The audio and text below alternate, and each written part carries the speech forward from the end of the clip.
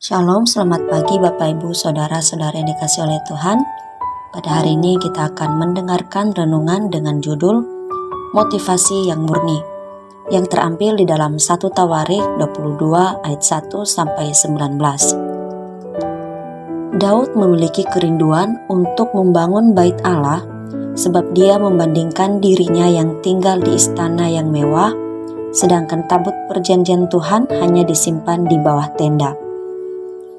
Tetapi keinginan Daud ini tidak berjalan sesuai dengan apa yang diharapkan, sebab tangannya sudah banyak menumpahkan darah saat berperang. Tuhan memilih anaknya yang bernama Salomo untuk membangun bait Allah tersebut. Dalam pasal ini kita dapat belajar dari sikap hidup Daud yang memiliki motivasi yang murni di hadapan Tuhan. Walaupun Daud tidak dapat melakukan seperti apa yang dia inginkan, tetapi dia melakukan bagian yang luar biasa dalam mempersiapkan pembangunan bait Allah. Kita dapat melihat dalam ayat 3-4, yaitu Daud menyediakan sangat banyak besi untuk paku-paku bagi daun pintu gerbang, tembaga yang tidak tertimbang beratnya, dan kayu aras yang tidak terbilang banyaknya.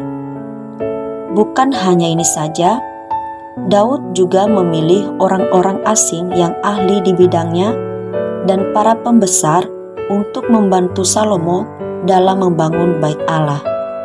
Semua ini dilakukan oleh Daud bukan supaya dia terkenal, sebab kita ketahui bahwa sampai sekarang bait itu disebut sebagai bait suci Salomo, bukan bait suci Daud.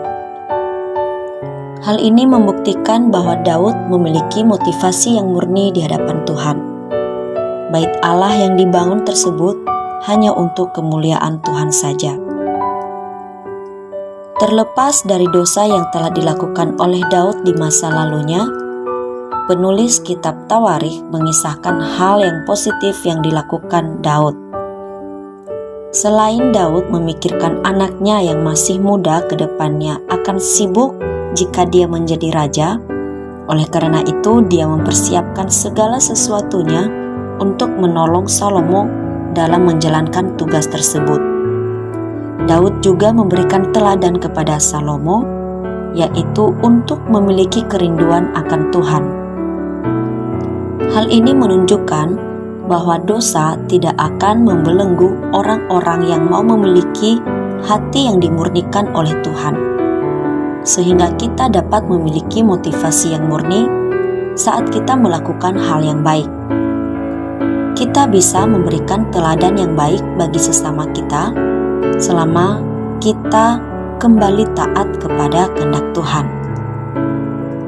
Kita belajar dari Daud bahwa tidak semua hal yang dianggap baik selalu dikehendaki oleh Tuhan untuk kita lakukan. Sangat penting terlebih dahulu untuk menanyakan apa yang menjadi kehendak Tuhan dalam hidup kita sebelum kita bertindak. Kita juga mesti melakukan apa yang menjadi bagian kita yang dapat kita lakukan dalam pekerjaan Tuhan.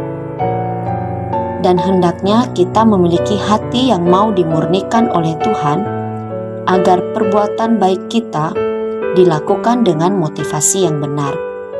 Semuanya hanya untuk kemuliaan nama Tuhan. Selamat pagi, Tuhan Yesus memberkati.